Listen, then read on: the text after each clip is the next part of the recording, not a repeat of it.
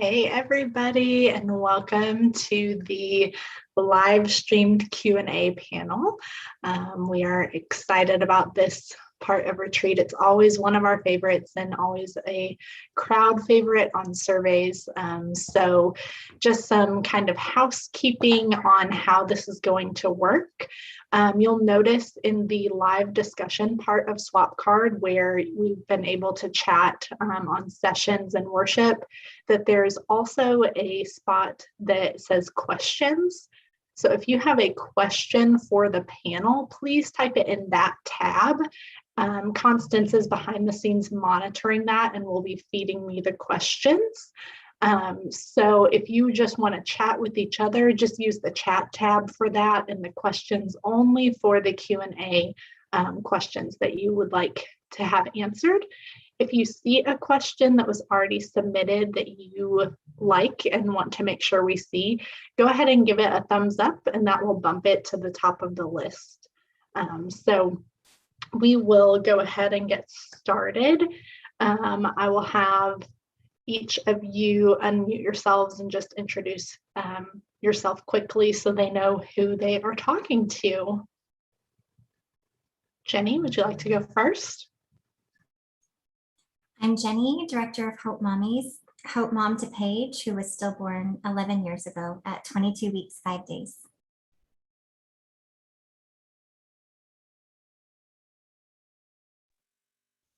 I'm Sarah. I am the Community Director for Hope Mommies, and I am Hope Mom to Isley, who was born at 31 weeks in 2015, and Ava, who was a miscarriage in 2017.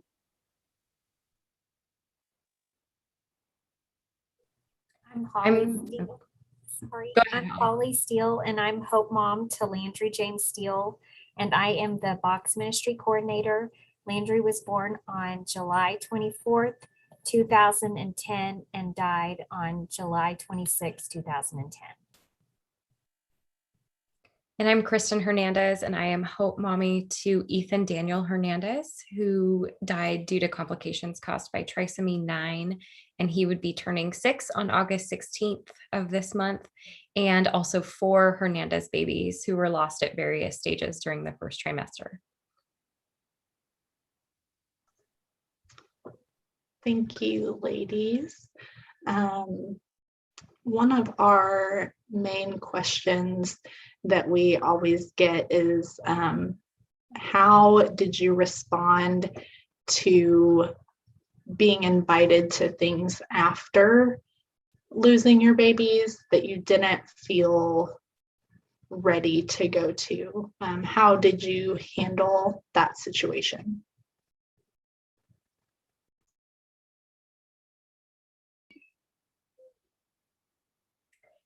Well, I'll start us off with this. I think this is a really difficult thing for anybody who has lost a baby or walking through infertility, or really for so many women. I think this is just so difficult. And I didn't always do this well. I think there were things that in the beginning felt pressured to do, because I thought if I'm a good mom, if I'm a good friend, I would do this for this person. And found myself locked in a bathroom the first time I did it, just crying and trying to find an out and a way to get an excuse out. And I know, looking back, I should have said no, and it didn't make me a bad friend. And so I think there's freedom in that. I think a lot of it for me depends on the relationship that I have with the person.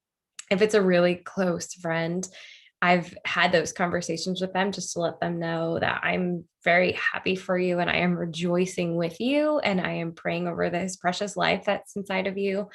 I'm not in a place to go to a baby shower right now. And so I'm going to stay back. That way you can have your day and you can celebrate. There have been times though, where it's been somebody I don't know very well. And I felt that inner tension of how much do I need to say about this? And I've given myself the freedom to just sometimes give a 1-word or 1-sentence response that I would if they invited me to a birthday party and I couldn't come. And there's times, I feel this inner struggle of I feel like I need to over-explain myself because I feel bad that I'm not going, when it can be perfectly appropriate and even loving just to say, hey, thanks so much for thinking about me. I'm not going to be able to make it, and I hope you have a great time.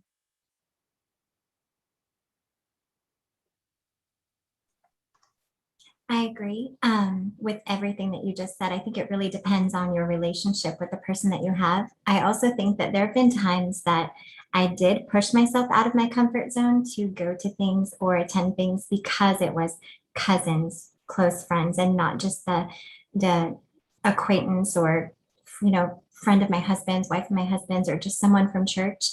Um, and I do think also that it's okay if you cry on the way home. Like, it's okay if you cry when you're there. I think with my cousin, especially, we've been pregnant at the same time, all 4 times that we've been pregnant in our life. And so our children are all the same ages. And so it's always been really hard for me to go to her daughter Harper's birthday parties because our daughters should have been growing up together and playing together, and they're not.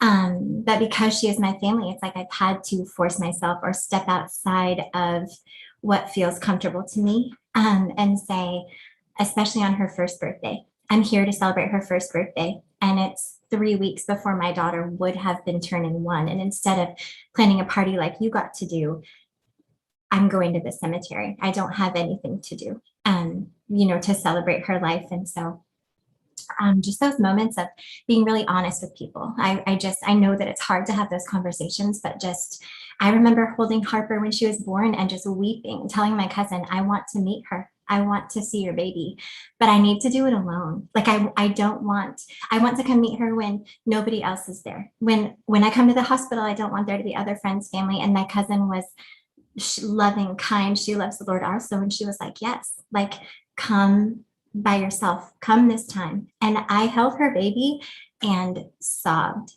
because I loved her so much and I was so happy for her. And it was everything that I didn't have.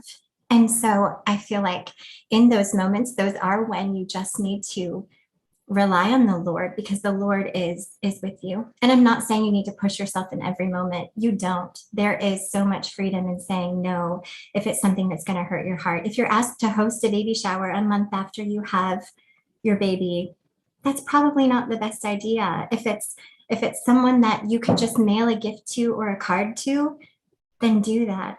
But I do think for the sake of relationship, I feel like there is nothing like the closeness that my cousin and I have now too. And I feel like I felt like we were close growing up, but losing Paige has bonded us in a way. Like when I let her into my grief and she was able to show me that she cared, there's been nothing like that relationship.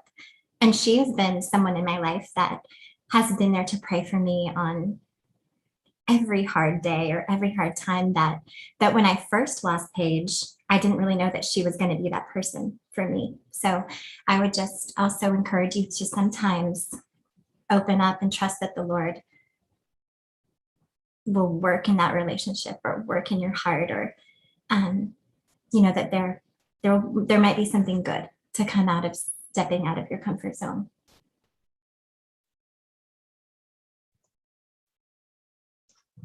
Thanks, ladies. I did forget to mention what we did last year was that 2 people answered each question so that we could keep moving along. So if you're the third and you just really want to talk, just raise your hand and I'll still let you. Otherwise, after 2, I'm going to ask the next question. Rose Bigelow asked, I'm terrified to get pregnant again after loss. How did you emotionally get through your next pregnancies?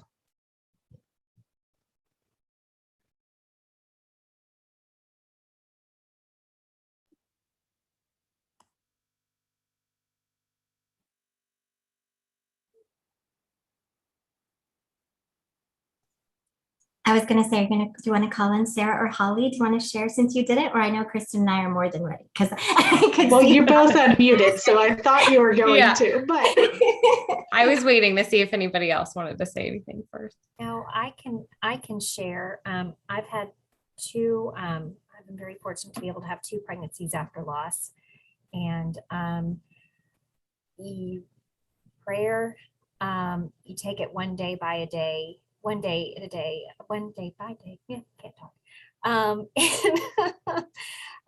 And just be gentle on yourself. And I was sharing with my group that the doctor that we had was wonderful. He delivered our oldest, and he also delivered Landry, and he was simply the best. And And so he delivered our pregnancy after Landry, and then we moved and I stayed with him. So I drove 2 hours to this doctor with my second pregnancy, because he knew me, he knew my story, and I just didn't feel comfortable going anywhere else. So, I mean, you have to do what's best for you. I mean, and that's all that I can say is, and it is scary, but it's also such a time of restoring, I think.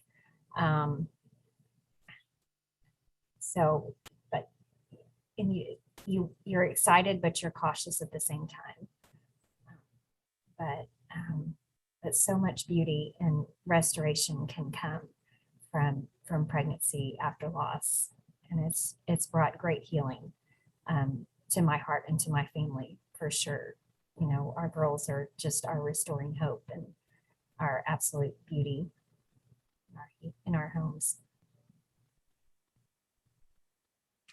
I love what Holly said about just taking one day at a time. And so we have one living son, he's 3, and he is our 6th baby, but he was our first to come home after 5 losses. And so I was understanding, I mean, really in my second pregnancy after loss, I was terrified. It's not about numbers or comparing, but I was just as scared in all of them. And my pregnancy with our son, who is our 6th, yet appears as our only, I had a really high risk pregnancy and I was in the hospital for 2.5 months. And so there was a lot of fear in that too. And I think that no matter whether it's a textbook normal pregnancy or whether it's high risk, there's going to be that fear. And I remember when I was laying in the hospital bed and just feeling really discouraged, a friend just really was reminding me of the story in Exodus of the Israelites as they were in the wilderness and they were given manna every day. God rained like bread from heaven for them. But he told them, if you try to store it more than you need for today, it's going to spoil and it's going to go rotten. And that really resonated with me. And I know that's a specific story about a specific group of people, but I feel like we can take from that this reminder that for me, I was trying to store up for tomorrow. Like I was constantly looking up, if this baby's born today, what complications is he going to have? What is his chances at this many weeks and this many weeks? And as I was going on, and I was trying to accumulate knowledge and by my own strength and by just like research, trying to store up this hope that was going to spoil because it wasn't resting on God to be my sufficiency for that day. And so my advice, just going along what Holly said, is just like one day at a time and just trusting that God is going to give you the strength that you need for that day and not worrying too much about tomorrow or the next day or the next month or all the weeks or the delivery. And yes, it's okay to think about those things and prepare for those things, but just trusting God to be our sufficiency for every single day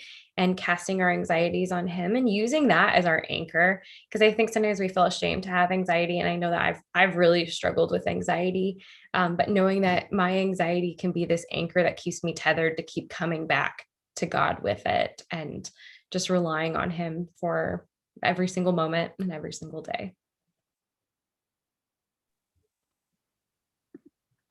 I do have permission to add, but I would just add that it does look different for everybody. And I think that as long as you and your spouse and you and obviously the Lord, you guys are all, you've prayed, you're aligned, you're in unison, but it looks so different for everybody. And I actually think Kristen did this as well, but my husband and I chose not to tell anybody when we had our 3rd pregnancy. And it wasn't the motive wasn't to keep her a secret. I have a good friend of mine who like she even multiple pregnancies after losses, like she shares early on because she wants to be surrounded by people in that capacity. And for us, it wasn't that we didn't want to be surrounded, it's that it was just a restoring experience for us. And we kept that just between the two of us. And it was just this really sweet thing. And obviously, as we saw people, we shared and would tell them, but we just chose not to tell people. And that was really restoring for us. And it looks so different for everybody. And so for us, we pressed into Jesus and we trusted and reminded ourselves we aren't in control, and we never were in control. There's this false sense of control prior to loss. And so just it's the journey is different for everybody.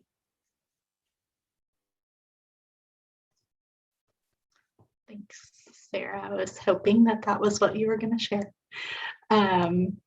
The next question that we have is from Megan Bond, and she said, I have recently experienced my second loss. I'm so sorry, sweet friend. I'm finding the grief both similar and different. Any advice for repeat or recurrent miscarriage?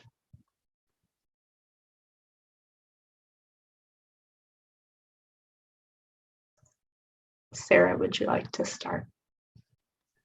I don't think I have a great answer for this, but I will say that when I experienced my second loss after she was born, I remember getting home and just like being so baffled.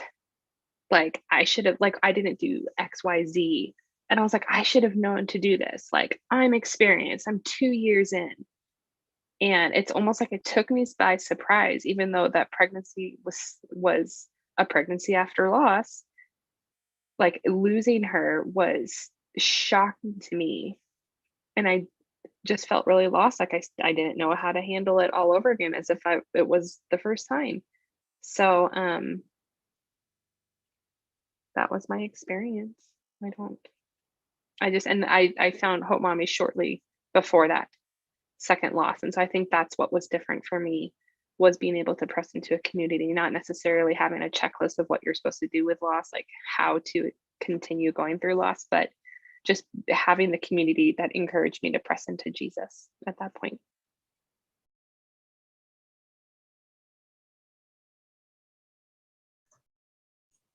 I haven't suffered 2 losses, and so I know that I can't speak to this in any way that's adequate. But I also feel like we all know that that is a possibility that can happen when we get pregnant. And so, like Kristen and Holly were saying, like to take it one day at a time and to trust the Lord. We are not promised babies in this life. And so I know there are some of you that I've met already this weekend that don't have any living children, and you might never have a living child on this earth. And so my heart breaks for you, and the Lord's heart breaks for you. And I just want to remind you that even then, even in your second loss or your third or your fourth or your fifth, I feel like Kristen could probably speak to this so much better than I ever could, but that God is still near, and he is still the same yesterday, today, forever. Like he will sustain you through it. Should that happen again, if that happened again, that did happen again, you know? But I just want to remind us of that nowhere in the Bible does it promise that every woman is going to have a living child on this earth. And it's awful to think that this is our cross to bear in this life. This might be our cross to bear in this life, and that's not, it's not our place to say, it's the Lord's. And while we might not understand it, we just have to trust that he is working it for his good. Like we have to have that holy anticipation of, just as Christians, we're leaning forward and we are reading our Bible and we're expectant and we're waiting on him. We're not waiting on another child, even though I know that that's so hard. I know that's so hard. And I know that some of you right now might be like, I don't like Jenny. That's okay. Like, I know it's hard to hear, but I feel like I just need to say that because I struggled with infertility for years, and I struggled with, God, I am married and I have a safe home and I am not getting pregnant. And this 16-year-old over here is getting pregnant, and everybody at my church is getting pregnant, and there's something in the water and I'm drinking the same water, but I'm not getting pregnant. Like what is happening? And so I feel like during those years, those 4 years, almost 5 years, was just God really like spoke to my heart that, Jenny, I love you, but I never promised you this. Like this is not a promise. The promise that I gave you, though, is that I will be with you and that I am enough and that I can sustain you. Even if you have nothing on this earth, you have me and you have eternity. I love you. So I feel like I just need to say that. I know that that's not exactly the question that was asked, but I just know that I've had some conversations with people, and I know there's hearts out there that are hurting that don't have any. And my heart breaks, and I just needed to say that. So sorry, Lauren. Okay, I needed to hear it.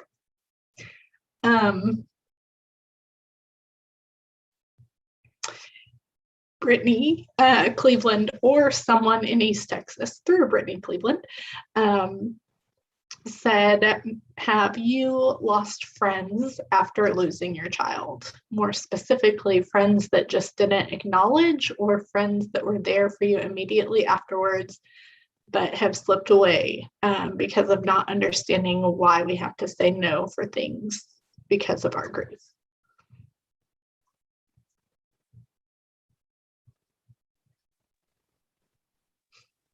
I won't say that I lost a friend due to like setting those boundaries with my grief, but I will say that almost every single friend that I have at this point is another Hope Mom.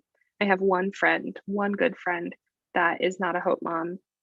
And I honestly think the only reason why we're still friends is because like she so genuinely tried. And she didn't do it right, but she tried. She showed up. She lived in Chicago, and my firstborn died on a Saturday night at 12 days old. And she was on my doorstep by noon the next day. And so while all of my other friends who hadn't experienced loss, like I lost them over the next few years, I will say that the friends who try, even if it's wrong, like they're worth having the uncomfortable conversations with and the hard conversations with and the grief boundaries set with. Like they're worth fighting for as a friend. So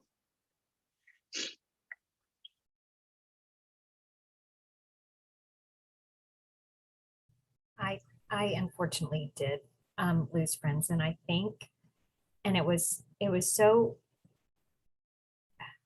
hard to understand because at the beginning they were there.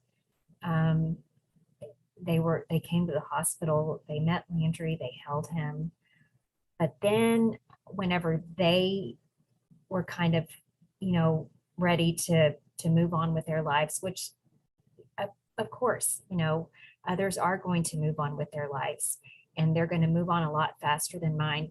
And so I think that they were just like, okay, girl, get over it, snap out of it, just put a Band-Aid on it, you're going to be okay. And I wasn't.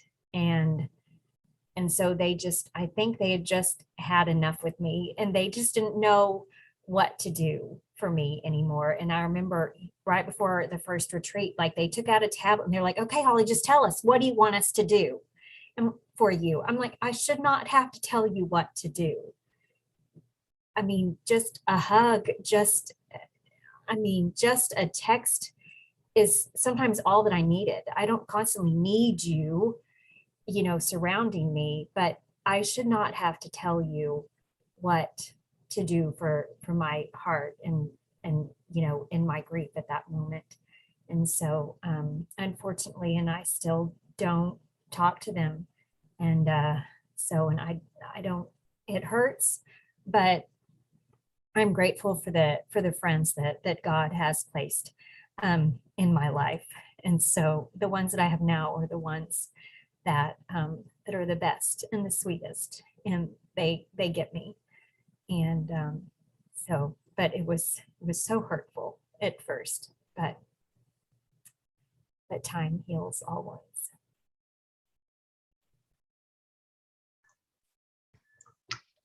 Thank you both for sharing. Angela Cotton asked, I lost a set of twins in 2016 and another in 2017. I have now adopted 2 little boys. Sometimes I feel like people do not see me as a real mom. Any advice as to how to handle those feelings? And I'm just going to speak into that for just a minute because I don't believe anybody has adopted children on the panel, but I am adopted. And sweetheart, you're a mama. You are. You're a mama to your babies that you lost, and you're a mama to those little boys that you've adopted. My mom has never had biological children, but she's a mom. She is. She's not a Hope mom, but she has me. God bless her. She has had me my whole life. She's stuck with me, but you are a mom. I don't know if any of the rest of you would also like to speak to her. I mean, that's all I was thinking, is that your motherhood is not defined by what people see.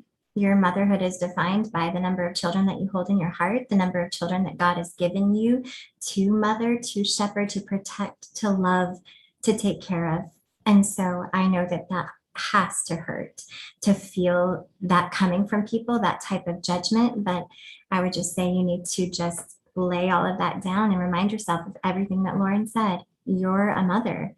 You're a mother. An adoptive mother is a mother. A fostering mother is a mother. A mother who's given a child back is a mother. A mother that has birthed and has no children to see is a mother. A mother that has 10 children living is a mother. There are so many different kinds of mothers, and motherhood looks so different for everyone. But I would just say, like, don't believe that lie. Don't let that lie sink in deep. Like, I would say also, if those people are saying those things, they don't love you, and you should be our friend. That's just not very nice to say. So maybe you should tell them that that's not very nice to say. If you don't have something nice, a lot of people need to learn that lesson. They really do. They really do. Rachel Gentry asked, what is some advice for navigating work and self-care boundaries after an early loss? I struggle with feeling like I need time off, yet knowing it is not practical to do so.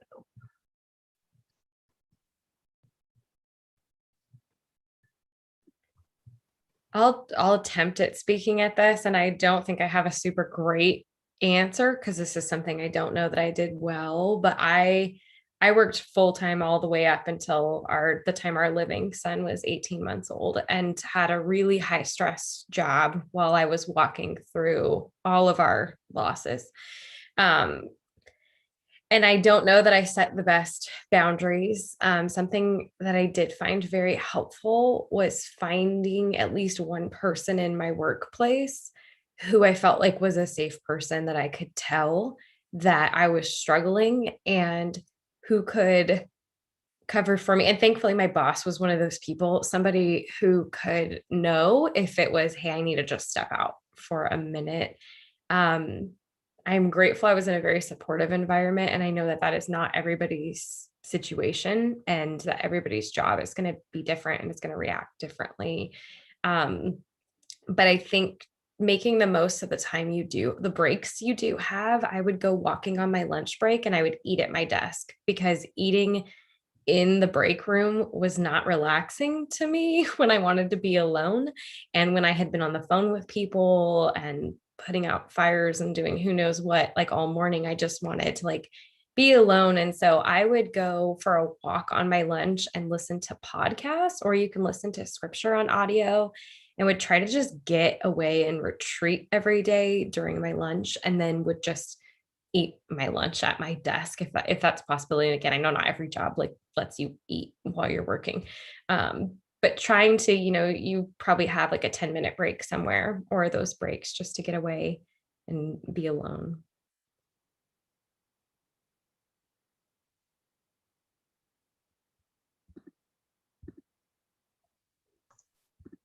Does anybody else have anything they want to add? Jenny, you unmuted.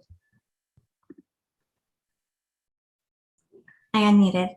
I was just going to say, once again, I'm not a very good person to answer this question, and it all is dependent on your situation. But I quit my job. I went back to work right after I lost her, but I worked in an OB office. And so it was too much for me. Like the women coming in for ultrasounds, even just everything about that office was too much for me. And I told myself in the beginning, I can do this. Like, I can do this and this is fine and I can go to work. But it was affecting my heart way too much to see pregnant women every day. That's all that comes into an OB office, right? And so I quit my job. And I don't recommend this, but didn't even talk to my husband. I went to my boss and he was like, I know, like he understood. It was a small one doctor practice and he was like, he understood. They all understood. And even when I came back to work, they were like, are you sure? Like, you're sure you want to come back to work? And I was like, yes, I got this. I'm fine. And I tried to stuff everything down like so far. And it just wasn't healthy for me. So I don't know your situation and I don't know your job, but I do know that sometimes things are for a season. And if you need to change something up, don't be scared to change something up. Like, you know what I mean? Even something radical, because I don't know. I say just be open to like where the Lord is leading you and where. I mean, I also understand money is a factor. And I did have to get a new job and I found a new job and it was a whole thing. But I needed out of that one. So I just want to say that like maybe it's too much and that's okay. Thanks, Jenny. That's a good point for sure to keep in mind. Laura Allen asked, how do you know when you're ready to take down the nursery? I feel like it's one of my last ways to still be mama and do something for my twins, but I'm also terrified to go in that room. Was there anything that helped you prepare your heart? And we only have one more question. So come on, y'all. Bring in some more questions. We still have a half hour. So who would like to speak to the nursery question?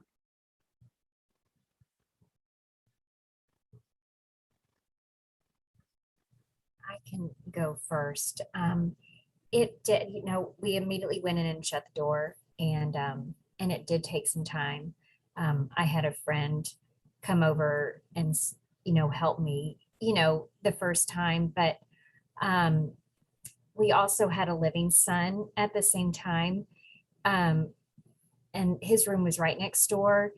And there were sleeping habits that were kind of changing for him. And so I think mainly because that we had a living child, that was kind of what I think was the big motivator. But I did have to have friends come, and they brought pizza and they helped me fold everything. And we kind of turned it into like, I guess, a playroom type thing. We put some of Tyler's, toys in there and stuff like that. And we kept, like the rocker in there. But it was actually a very sweet moment. And I'm thankful that I did have friends that came and helped with that, because that was very hard to take down for sure.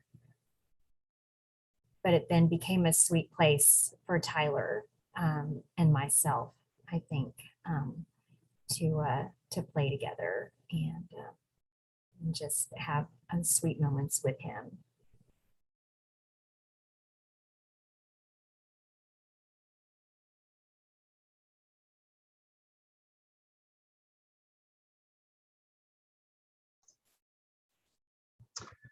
Anybody else for that one, or move on to the next?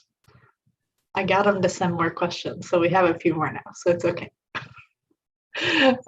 Rebecca Bannock asked, in terms of pregnancy after loss and living children, does anyone have a suggestion about how to navigate the possibility of pregnancy after loss with living children who are traumatized?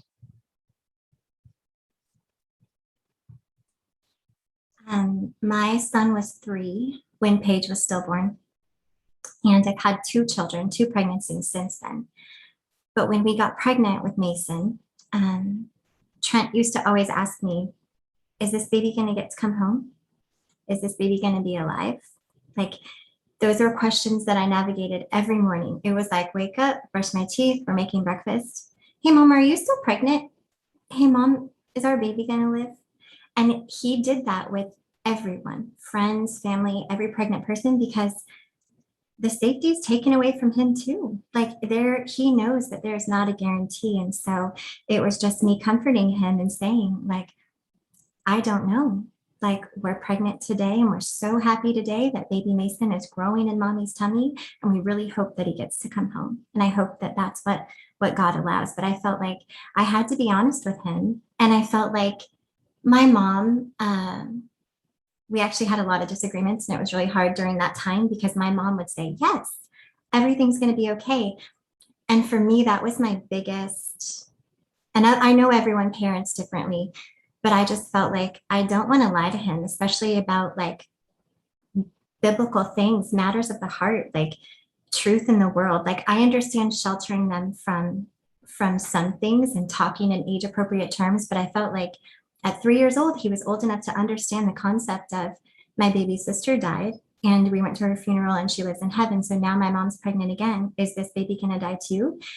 So I felt like it was very age appropriate to say, like, I'm really sorry that I don't know, but we pray that this baby gets to live. So that's how I handled it with him. And then even in my next pregnancy, which then came much later, he was 11, because like I said, I struggled with a lot of infertility. And even at 11 years old, he was like, I really hope we get to keep this baby. But it wasn't the same of like, mommy, do we get to keep this baby? But it was like, gosh, I really hope we get to keep this baby. So still, it's like, God, this loss is part of his story. This loss is part of his testimony. It's a part of his life. And I feel like trying to shelter our kids from that, I feel like we really keep them from their relationship and growing in the Lord. And so I would just encourage you to talk to your children openly and freely. Open your Bible and share with them like what it says about death, what God does promise to us. Like, but I think that's the best thing to do, is just be honest, and definitely just age appropriate. It'll change all the time. And I know there are times that your kids can say things that, like, you have those same fears too. And I think it's okay to vocalize that, like, mommy's scared about that too, or mommy's worried too, but the Lord is with us. Like, the Lord will sustain us through whatever happens. But it doesn't mean that it's easy in those moments. Please hear me say that. It wasn't easy. There was times that I was then doing the dishes after breakfast, sobbing, or called my husband crying and was like, oh, I just had to talk to Trent again. But I mean, we have those things all in parenting, right? Not even just about our losses. So.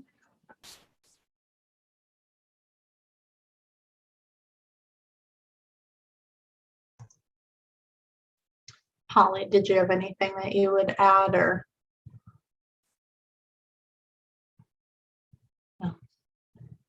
No, I mean, just, it's a lot like Jenny, Tyler was 3 as well. And it was just the innocence, like, oh, I really hope that we get to bring her home. And, but we were always very, very honest with him. Because, we didn't want to, but we did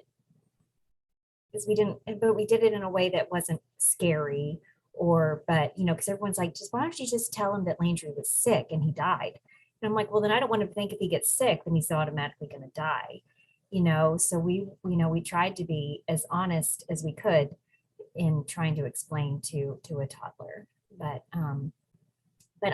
then I have so many sweet memories. Like, I just remember one time he was, riding on his little scooter, and he just came up and said, do you think Landry'd like a popsicle? And I'm like, well, I'm sure he would. Okay, here. And I'm like, oh, okay. I just remember so many precious moments with him that he really, I mean, God knew that I needed him during that time, because man, and he's just the best, and he has a very sensitive heart, and a big heart. But I know that he's so grateful that he does have 2 sisters, even though he may not always feel that way, because they bicker and they fight. But he loves them, and so.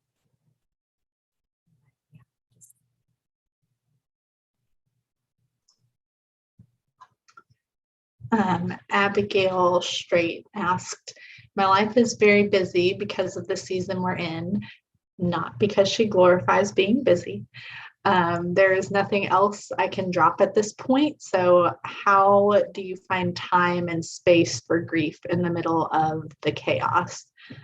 She says her grief has been ignored lately and she is seeing the consequences of that.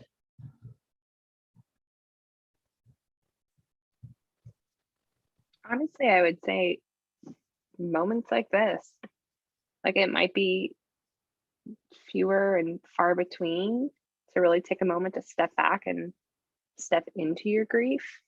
But just carving out time. I mean, the first few years, it was really easy to do that. It was really easy to make time or have time, or just it would hit you when you had a moment to ride that wave, that grief wave for a moment. But like now, like I'm in a really busy season of life, and making time for this weekend, I know is hard, and I'm gonna cry, and it's gonna bring up emotions of things that I haven't had to focus on for the last few months. But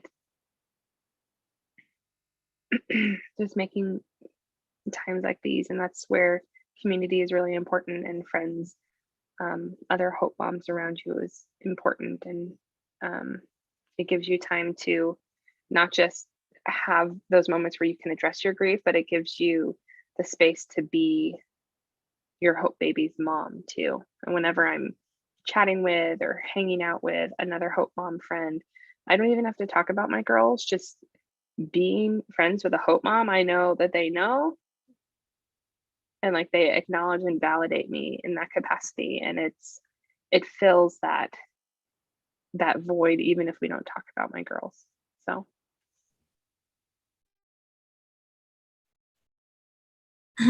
I also just want to say that I think that as you move like through your grief, that different seasons are going to require different things. So I think that right after your baby dies, it can feel all consuming, that you need this time alone to grieve your baby. But often our lives don't allow for that. We have work, or we have living children, we have husbands, we have commitments. And so we can't always get that like 2 hours every morning. It's kind of like your quiet time. Like, well, people will say like, get up and do it first thing in the morning so it's done. It's like, that doesn't fit into my life right now. Like, and so I usually do it in the evening. God never says you had to do it in the morning. I mean, I guess he does say like his mercies are new every morning, or he'll meet you in the morning. I think there's a passage that says something else about the morning, but I feel like it can be any time of day. I feel like you can put some earbuds in while you're doing your dishes, while you're doing your laundry.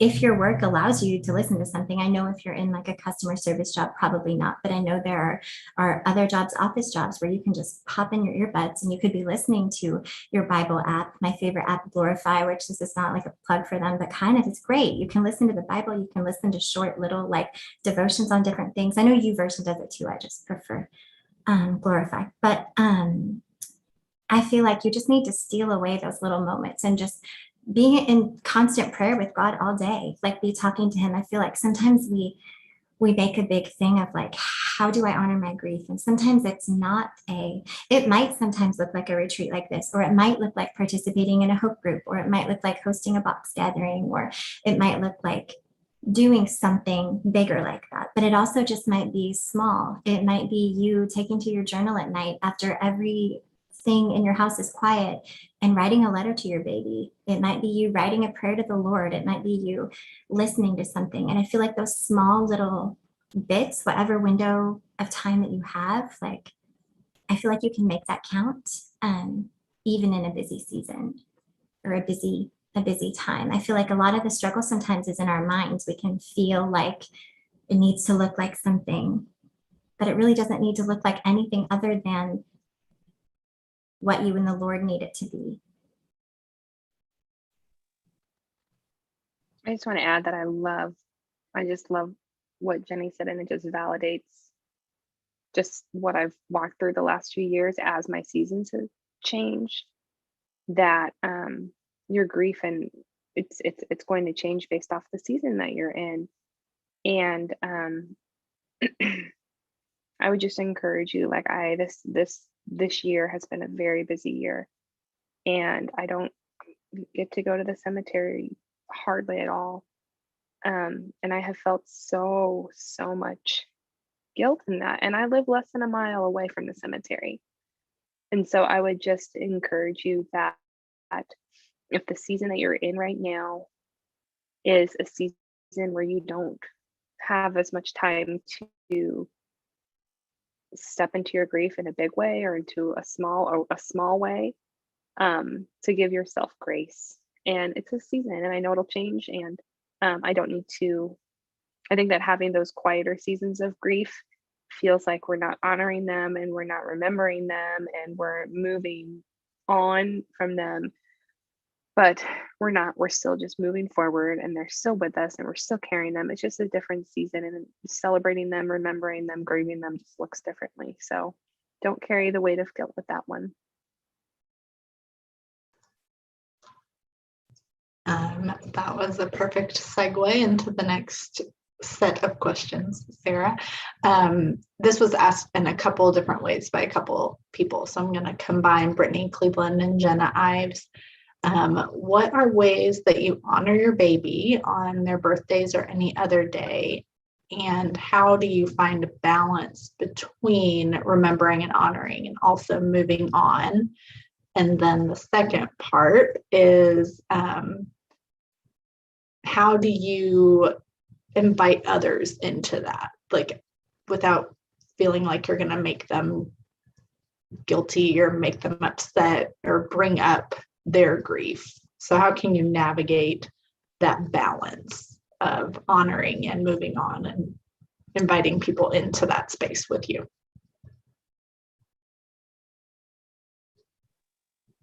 I'll just start by extending yourself a whole lot of grace. Setting the expectation that you might need to change it. You might start something now, and a few years down the road, you might need to change it. I think that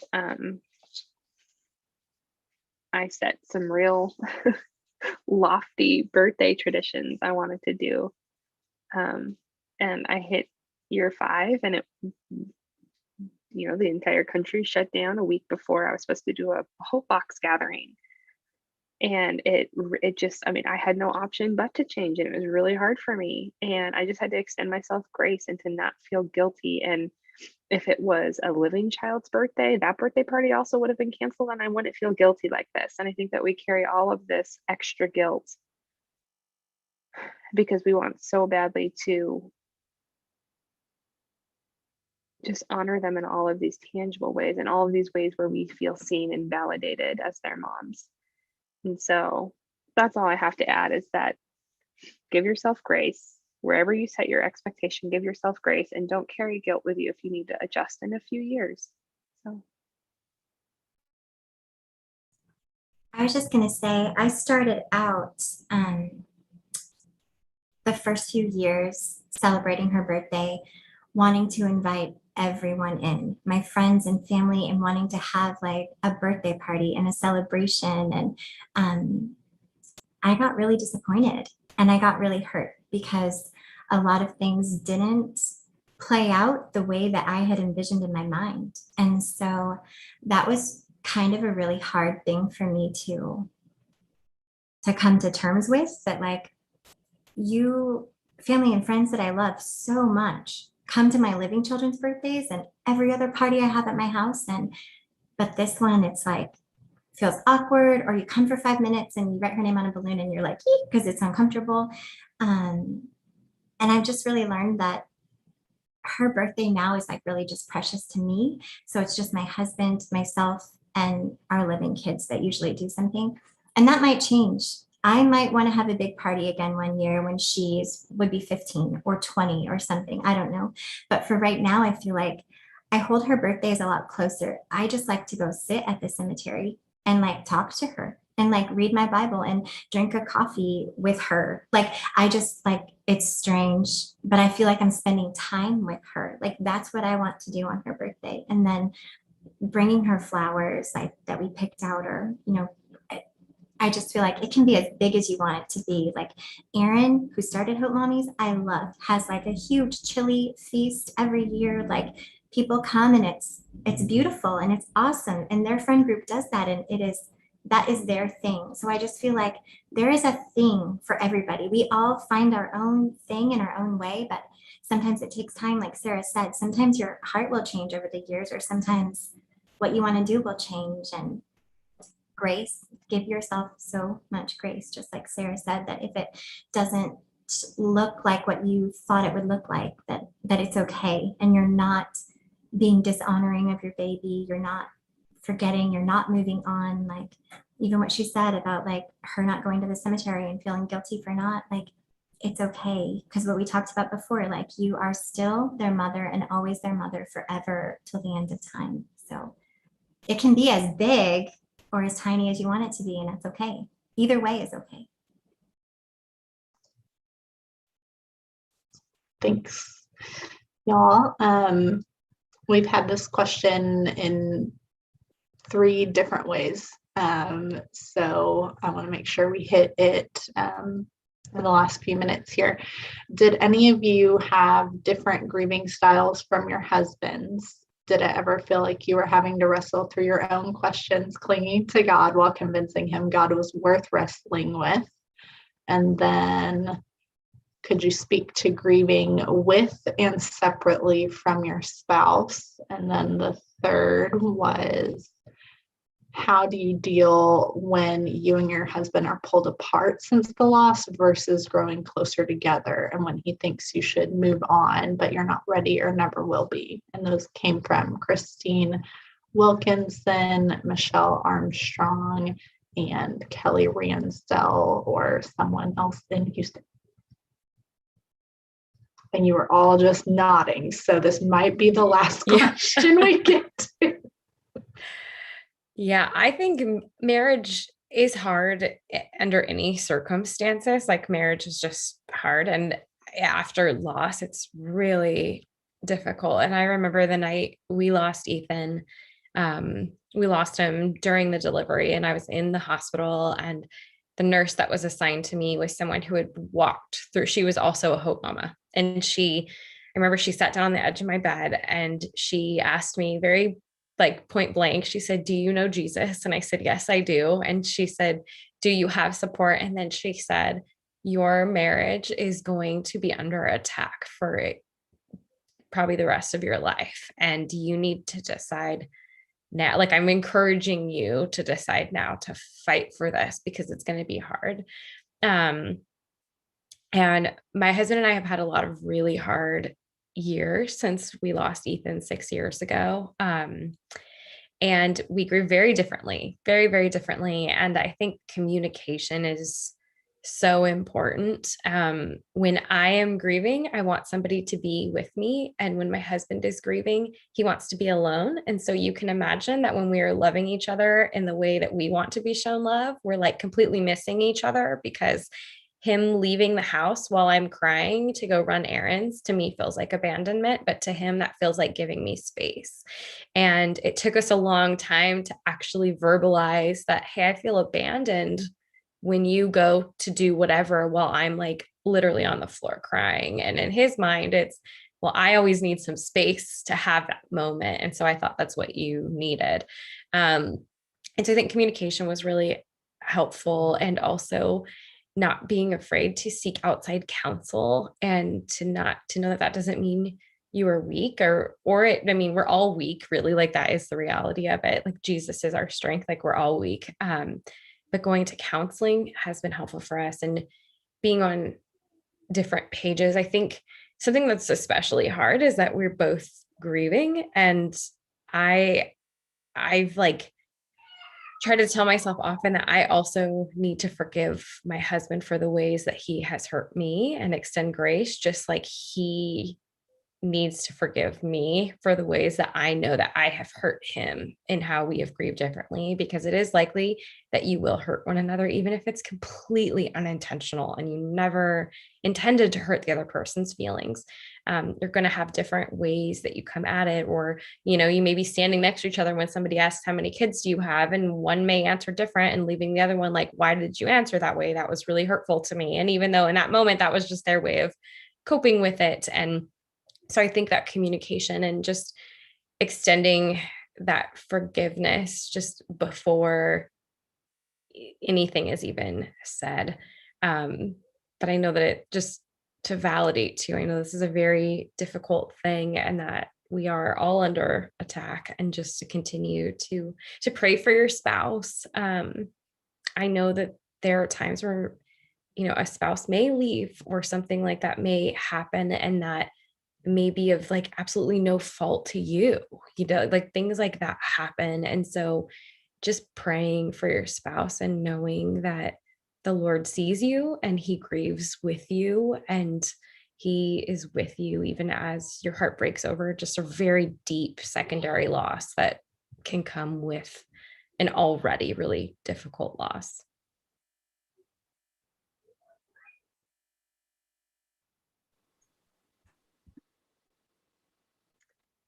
I would echo that counseling is always a great idea.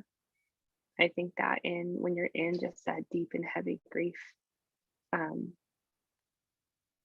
that it's really hard to communicate and it's really hard to hear. And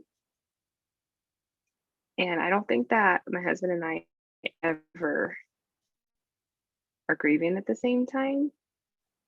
And I actually am thankful for that, because over the years we've been able to communicate that, like when I am struggling specifically with just grief of our loss and our lack of our daughters being here, this is what I need.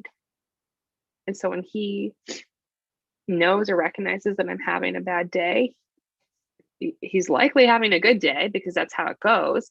And he has his checklist now of like, this is what I got to do. And same when I recognize he's having a hard day and he's struggling and grieving, like I know what I need to do. And so like I'm thankful that we're never synced up in our grief. We are occasionally, like 3 times a year on 3 different dates. But aside from that, like I'm actually really thankful that we're not grieving at the same time. And I think initially, before we got to that point where I was thankful for it, I realized that it was like really going to benefit our marriage. Like I was so hurt that I was like having this really hard day, and he was like, can we like go do XYZ? And I'm like, no, like we're having a moment. And he's like, I'm not. And it was like so hurtful to me. So I think that counseling really, really helped us sync up on our communication and just accepting that we're not going to grieve at the same time and finding strength in that. So I think too, I feel like I always have to say it, is that your husband, I know that this happened with me and my husband in the very early days. He was fielding questions and phone calls and comments from friends, family, coworkers that I knew nothing about, because he was trying to protect me. So when he came home and he had a smile on his face, I would look at him like, what are you smiling about? Like, why are you smiling? Because I'm sitting here crying. And I feel like exactly what Kristen and Sarah said, it's communication. Once we finally had a conversation, it was like he was able to open up and let me know, I'm dealing with these things all day long to try to protect your heart so that you don't have to. And I'm mentally exhausted too. And so that's just one thing to keep in mind. Like, just, it's okay to approach your husband and ask him questions, or try to be there for him as well. And also, I do think men grieve in very different ways. My husband doesn't necessarily want to sit down and cry with me and talk about everything. But my husband talks to his best friend out on the golf course. My husband went and got a tattoo with his best friend. This year, Paige's 11th birthday happened to fall on the same way that it did when she died. So we lost her on Friday the 30th. I delivered her on August 2nd. And this year it hit him, and he came to me sobbing, like, did you realize the calendar dates are the same? And this is so hard for me. So I feel like it's just, once again, like, you are going to go through seasons, and this is your partner and you guys want to be here for each other, but he doesn't have a roadmap either. He doesn't know how to love his wife that just lost a baby, and he doesn't know how to grieve the loss of his baby well. So I feel like, again, like we said before, so much grace in every situation, and just a lot of prayer.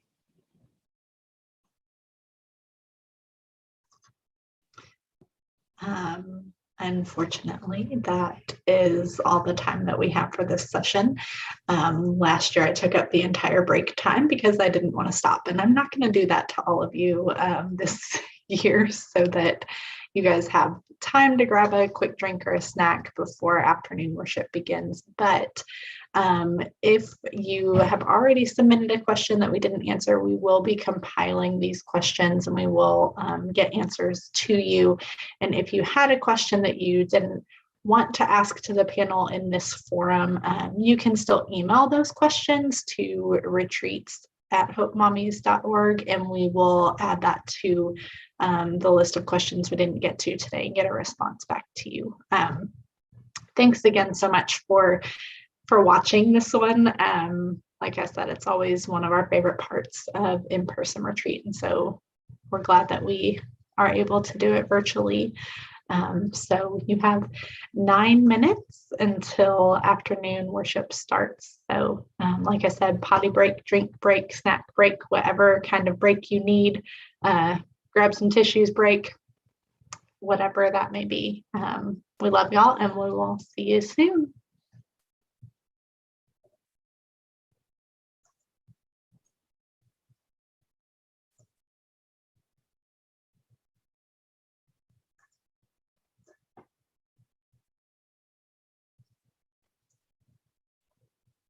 You're such a good host, Lauren. I just love you. You're sweet.